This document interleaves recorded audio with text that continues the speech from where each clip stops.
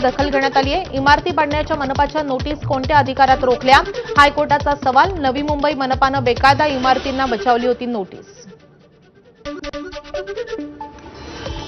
एकनाथ शिंदे स्वतःच बेकायदेशीर आहेत, त्यांचा पक्ष देखील बेकायदेशीर आहे, अशा व्यक्तीकडनं बेकायदेशीर आदेशच येणार, अशी टीका खासदार संजय राऊतांनी केली आहे। तर हिंमत असल्यास कारवाई करा, निरीक्षण नोंदवू नका, असं आव्हान राऊतांनी दिलंय।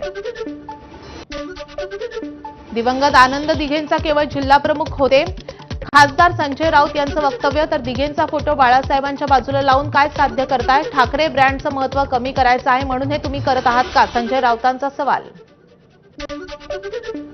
संजय राऊतांनी आनंद दिघेंवर केलेल्या वक्तव्यावर ठाण्यात शिंदेच्या शिवसेनेचे कार्यकर्ते आक्रमक। टेंबिनाका आनंद आश्रम इथे राऊतांविरोधात आंदोलन करत आंदोलकांनी संजय राऊतांचा पुतळा जाळला।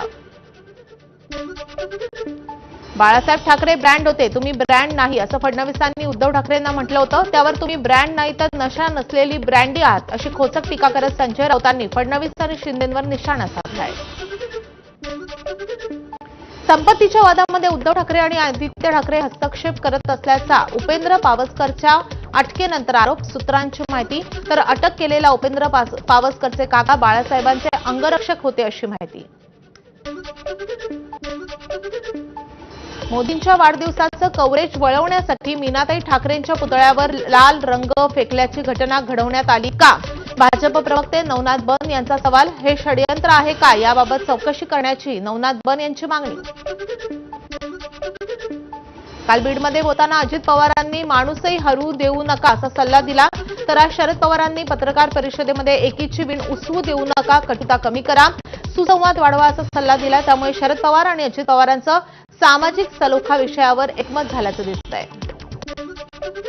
मी थांबलो नाही, त्यामुळे मोदींना 75 नंतर थांबा असं म्हणू शकत नाही। मोदींच्या वाढदिवसानंतर शरद पवारांचं महत्त्वाचं विधान, मोदी आपल्या 75व्या वाढदिवसाला आल्याचंही पवारांनी सांगितलंय।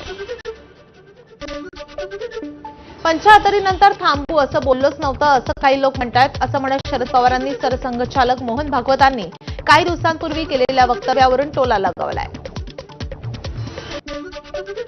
मराठवाड्यातल्या काही जिल्ह्यांमध्ये कटुता वाढले, काही गावात मराठा ओबीसी एकमेकांशी व्यवहार करत नाहीयेत, एकमेकांच्या हॉटेलामध्ये दुकानात जात नाहीत, हे घातक, शरद पवारांची प्रतिक्रिया। राजकीय दृष्ट्या काहीही होईल पण सामाजिक दृष्ट्या एकत्र यायला पाहिजे, शरद पवारांचं विधान। मराठा आणि ओबीसी समाजासाठी सरकारने 2 समित्या केल्या, मात्र दोन्ही समित्यांमध्ये एकाच जातीचे सदस्य आहेत, त्यामुळे ऐक्य घडवायचं तर समित्यांमध्ये एकाच जातीचे लोक का? शरद पवारांचा सवाल। मराठा समाजाच्या आरक्षणाबाबत छत्रपती संभाजीनगरमध्ये गोलमेज परिषद सुरू, कायदेशीर आणि घटनात्मक आरक्षण या विषयावर तज्ज्ञ अभ्यासक महत्त्वपूर्ण मांडणी करणार। त्यानंतर मराठा आरक्षणासाठीच्या लढ्यावर भूमिकाही जाहीर केली जाईल। शासन निर्णयाचा तुमच्यावर कसा परिणाम होतो? 2 सप्टेंबरच्या जीआरला आव्हान देणाऱ्या याचिकेमध्ये वकील विनीत धोत्रेंना कोर्टाचा सवाल। आमच्या मते ही जनहित याचिका सुनावणी करण्यायोग्य नाही, कोर्टाचं स्पष्टीकरण, सुनावणी का घ्यावी ते सांगा, अशी सूचना। नांदेड जिल्ह्यातील किनवटमध्ये बंजारा समाजाचा उपजिल्हाधिकारी कार्यालयावर मोर्चा। हैदराबाद गॅझेटप्रमाणे बंजारा समाजाला आदिवासी प्रवर्गामध्ये आरक्षण द्यावे, ही मोर्चेकऱ्यांची मागणी। बंजारा समाजापाठोपाठ बीडमध्ये धनगर समाज रस्त्यावर, जिल्हाधिकारी कार्यालयाबाहेर सुंबरान आंदोलन करून वेधलं लक्ष। धनगर समाजाचा एसटी प्रवर्गामध्ये समावेश करा, या मागणीसाठी आंदोलन। देशाच्या लोकसंख्येमध्ये तुमची संख्या किती? दिल्लीमध्ये काय खाऊपेंड आहे का? मनोज जरांगेंच्या चलो दिल्ली नाऱ्यावर ओबीसी नेते लक्ष्मण हाकेंचा जरांगेंना सवाल। हैदराबाद गॅझेटनुसार बंजारा समाजाचा एसटी प्रवर्गामध्ये समावेश करा, शिवसेनेचे आमदार बाबूराव कदम कोहळीकर यांची मुख्यमंत्र्यांकडे मागणी। त्याविरोधात नांदेडमध्ये आदिवासी समाज आक्रमक, आमदार बाबूराव कदम कोहळीकर यांच्या पोस्टरला चपलांचा हार घालून पोस्टर जाळत आंदोलन। पुण्याच्या कोथरूड भागामध्ये गोळीबार, 1 जण गंभीर जखमी, निलेश घायवळ टोळीच्या गुंडांकडून गोळीबार, गाडीला साडी न दिल्यानं केला गोळीबार, गोळीबारामध्ये प्रकाश धुमाळ गंभीर जखमी, मानेला आणि मांडीला गोळ्या, गोळीबाराच्या वेळी मुसा शेख, रोहित आखाड, गणेश राऊत हे गुंडही उपस्थित। कोथरूडमधील गोळीबारानंतर त्याच आरोपींचा आणखी एकावर हल्ला, सागर कॉलनीमध्ये उभे असलेल्या वैभव साठे यांच्यावर विनाकारण कोयत्यानं हल्ला, आम्ही इथले भाई आहोत असं म्हणत दहशत पसरवण्याचा प्रयत्न. पुण्यात गोळीबार करणारे गुंड विधान परिषदेचे सभापती राम शिंदे यांची खास माणसं. आमदार रोहित पवार यांचे एक्सपोस्ट. आता गृहमंत्री या गुंडांवर कारवाई करणार की त्यांना पाठीशी घालणार, रोहित पवारांचा सवाल. कॉम्बिंग ऑपरेशन करा आणि अशा लोकांना ताब्यात घ्या. पुण्यातले गोळीबार प्रकरणावर गृहराज्यमंत्री योगेश कदम यांनी दिली प्रतिक्रिया.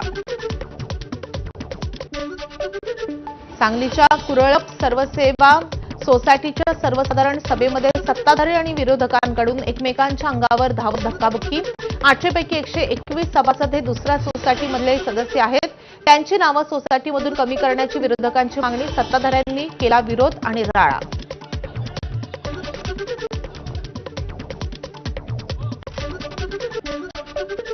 नाशिकच्या सातपूर परिसरामध्ये भर दिवसा तरुणाचा अपहरणाचा प्रयत्न. 6 ते 7 जणांकडून तरुणाला गाडीत कोंबण्याचा प्रयत्न.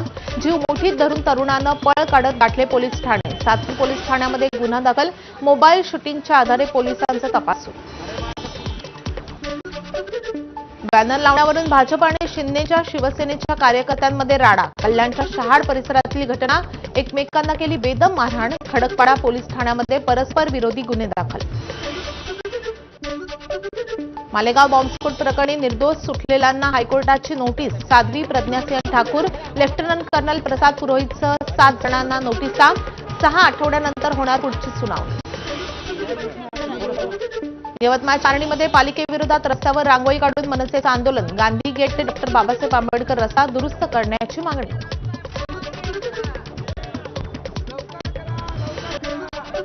नाशिकच्या चांदवडमध्ये शिंगवे येथे शेतामध्ये साचलं पाणी. मका, बाजरी पिकाचं मोठ्या प्रमाणावर नुकसान. शासनानं तत्काळ पंचनामे करण्याची शेतकऱ्यांची मागणी.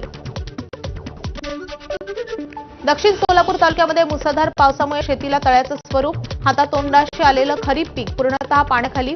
अतोनात नुकसान. उडीद, तूर, सोयाबीन, मूग या पिकांमध्ये गुडघाभर पाणी.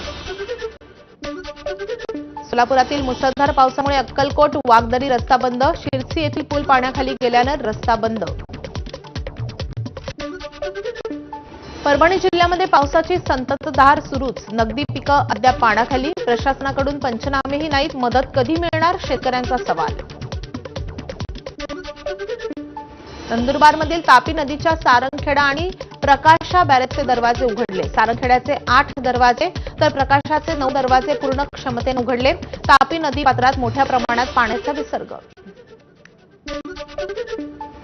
बीड परभणीतील अतिवृष्टीनंतर गोदावरी नदीमध्ये पाण्याची आवक वाढली. नांदेडमध्ये गोदावरी नदी धोक्याच्या पातळीवर. जुन्या नांदेड शहरातील पूल पाण्याखाली. नदीकाठच्या अनेक गावांमध्ये पाणी शिरल्यानं पूरसदृश स्थिती. वाशिमच्या रिसोड तालुक्याला मुसळधार पावसानं झोडपलं. सततच्या पावसामुळे खरीप हंगामातील पिकांचं मोठ्या प्रमाणावर नुकसान. साताऱ्याच्या खंडाळा तालुक्यातील गुठाळे गावामध्ये पाणी पिण्यासाठी कॅनॉलमध्ये उतरल्या म्हशी. पाण्याचा अंदाज न आल्याने प्रवाहाबरोबर वाहून जात होत्या. मिरजेवाडी येथील युवकांनी तत्काळ कॅनॉलमधील पाण्यात उड्या मारून या म्हशींना जीवदान दिलंय. गर्भवती महिलेला 6 फूट पुराच्या पाण्यामधून तराफ्यावरून रुग्णालयामध्ये पोहोचवलं. धाराशिवच्या परंड्यातील घटना. व्हिडिओ सोशल मीडियावर व्हायरल.